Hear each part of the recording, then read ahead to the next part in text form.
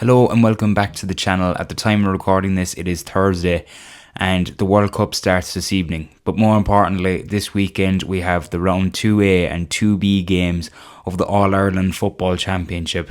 So instead of a weekend preview consisting of sport from all over the world, we're going to be focusing this weekend preview on just the GAA action that we are expecting this weekend. So without further ado, here is the GAA preview. First up, we go to the 2A games, and to kick off the 2A games this weekend, on Saturday, we've Donegal against Cork in Ballybuffet. Look, I see this game being fairly straightforward for Donegal, to be totally honest. As long as they can hold down Stephen Sherlock, who has been in unbelievable form so far this year, scoring 14 points against Meath in their win in the previous round. He's some shooter when he's hot, but as long, I think, as Donegal can keep him at bay, I don't see them having too much of a problem.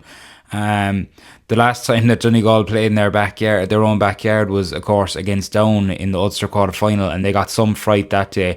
So Jim McGuinness and his coaching staff I'm sure, are going to be taking this game very seriously and won't want a repeat of that game.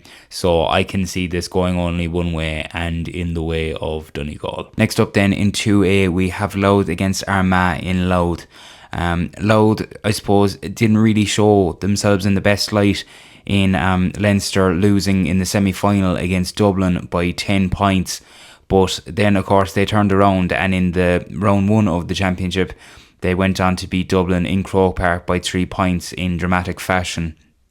So there's a sense to Louth, I suppose, going into this one, especially in their own backyard, that they might be able to take something off Armagh. But it will be very tough. For Armagh, it'll actually be the first time that they play outside of Ulster in this championship year. Of course, they beat Derry in round 1 by a fairly handy 5 points. Look, that win for Louth against Dublin could really do them wonders, especially when they're playing in their own backyard against Armagh. But I see Armagh having way too much to be too troubled really by Louth in this one. Next up then in 2A, we have Galway against Westmeath. Galway haven't been ferociously tested really so far. They beat Kildare alright in the last round, and of course they lost in the Connacht final in a very tight exchange against Roscommon. So look, it's very hard to really know what Galway are going to be like coming into this one, but they do play then a Westmeath side who are dreaming big, let's say, in 2026. I think beating Dublin in the Leinster final in the way they did in extra time, and of course they beat Cavan in the last round by I think about 4 or 5 points. So look, out of the two of them, who have I been more impressed by this year? Definitely Westmeath. I think nobody really expected them to come out of Leinster, and the fact that they did, beating Meath as well earlier on, showed a lot for them. But look, I think the fact that it's on in Pearse Stadium will be a massive factor going into this game, and I do kind of seeing it be the game that Galway really kind of announced themselves in the championship this year. But at the end of the day, I don't see Westmeath going down without a fight. And they've shown that this year. Both sides, to be fair, have shown that this year. Even Galway and Roscommon as well, going far as well in the Connacht final.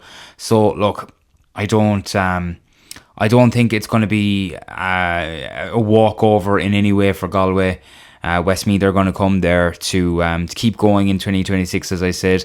I do think that Galway will get over the line and make it a game that they do announce themselves, but I could definitely see it going the distance. Then to finish up the 2A games, we have Tyrone against Mayo.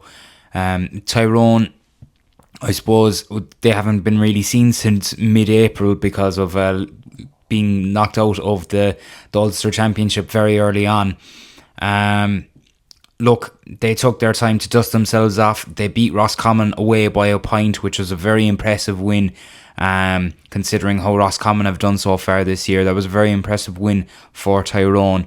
So, look, that time that they used to dust themselves off could really come in handy this weekend as they take on Mayo. Similar enough to Tyrone, Mayo kind of took a bit of a blow, being hammered by Roscommon, I think by 10 points in the Connacht semi-final. And then the last round, they managed to beat Monaghan away by a point as well. So both sides are actually coming into this game in very similar situations. Both kind of losing out early, say in their provincials, or maybe earlier than they would have liked themselves to have, and then coming on in the first round of the championship and kind of winning impressive games away, maybe that people might not have thought they would have. So it's going to be a very, very tight one to call. And for the first fixture of the 2B games, we have Monaghan against Roscommon, which is, funnily enough, the kind of losers fixture of the game in 2A between Tyrone and Mayo. So that worked out, funnily enough. It's obviously the Connacht winners against the Ulster finalists in this one. Both sides will be very unlucky to kind of come out of the championship this early, especially after the years they've had. In a way, I don't think Monaghan really were too highly expected of achieving anything. Of course, they didn't have a great league campaign. They got relegated, but they did get to the Ulster final and lost out in extra time against Armagh, which was unlucky enough for them. Of course, then Roscommon had a great year, winning the Connacht Championship, of course. So look, it'll be very, very unfortunate for either of the sides of these sides to come out and not be able to go into the next round. But that's what this 2B is about. It's win or die. I do see Roscommon coming out on top in this one. I just think they've shown the kind of never say die attitude, I think, this year.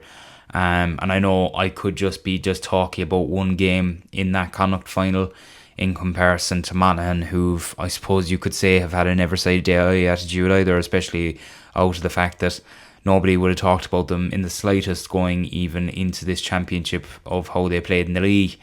But I don't know, I just think the never say die attitude shown by Roscommon, which they showed in abundance in that Connacht final, I think will get them over the line against Monaghan.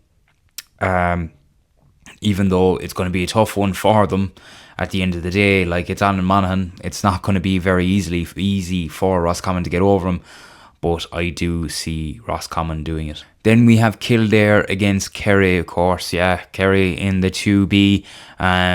This could be their last game of the year, which is absolutely mad. It's around 28 years since Kildare knocked out Kerry in the All-Ireland semi-final, and the Lily Whites will be looking for a big day out as well. Look, if they were to beat Kerry, I think it would probably be the story of the year. If they were to knock out the reigning champions, and I think it doesn't even matter what Kildare do after that, I think it would end up being the kind of the story of the year. So look, I think for Kerry, we don't know who'll be back just yet, but I do suspect that if a player for Kerry is somewhat fit and available, they will be in the squad, because when it's win or go home, there is absolutely no point in holding a fella off for the next round of fixtures when you never know.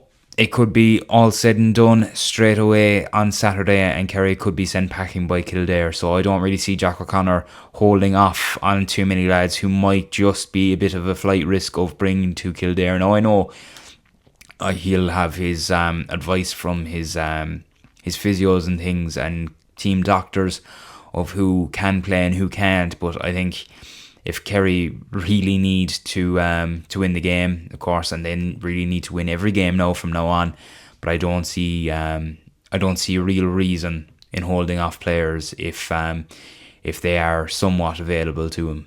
Now, next we have Derry against Meath. Meath haven't really shown themselves in a great light at all so far in this year's championship. If you were to look at the provincials, they got knocked out by Westmeath, I think, in the quarterfinal of the Leinster Championship, and in round one they got an awful thumping by Cork in Páirc Uí Rinn. Now, that was a replay, of course, of the Division 2 final, which Meath came out on top on. But I think I just haven't been impressed with them as much as I was, say, last year, this year. So look, I don't. I do think it'll come to a bit of an abrupt head for them this weekend. Derry were very unlucky not to get to Ulster final, losing to Monaghan in that one. And in the previous round, they lost by a fairly respectable 5 points against an unbelievable Armagh side. So I don't know. I just do see Derry doing it against them, especially when they're at home. I think with Rory Kinsella as well out, which we found out about during the week, losing out through an ACL injury. I think that won't help me either in the slightest, and I think it just seems like they've a very uphill battle now, and I think it could be curtains for Meath this weekend. And to finish up the 2B games and the GAA preview, we have Cavan against Dublin in Cavan. And my shout of the weekend is that Ger Brennan might as well have been suspended for the entirety of the year because Dublin are gone. No, don't get me wrong, Cavan are no massively scary side to be facing, especially if you're lucky at it from the giants that are Dublin, but they're not the giants that they once were. And I think too much has been going on off the pitch, and their focus can't all be on this game against Cavan. I just don't see it. They haven't shown themselves in a good light at all this year, at any stage really. Even throughout the league, they weren't great. I know you're going into a new manager and a new style of play and whatever he wants, and so that you'd excuse the league to an extent. But I think in the championship, the crack with the suspension, of course, on the final day of the league, it just hasn't helped their case at all. I think there's way too much talk about Dublin off the field this year than there is about them on it, and I think that'll actually play into Cavan's hands way more. So to round up the GAA preview, I'm going to give you my predictions for the weekend. So the teams that I do see coming out of the 2A and 2B games this weekend are Donegal, Armagh, Galway, Tyrone, Roscommon, Derry, Kerry and Cavan. Let me know what you think about my predictions in the comments down below. If you could like the video, subscribe to the channel and share the channel with maybe someone who you think would enjoy what I talk about on here or waffle about on here. That would all be very appreciated. And until the GAA review, which I'll probably have out on Monday, reviewing all the weekend's games, all 8. It's an unbelievable weekend for the GAA. I'll talk to you then.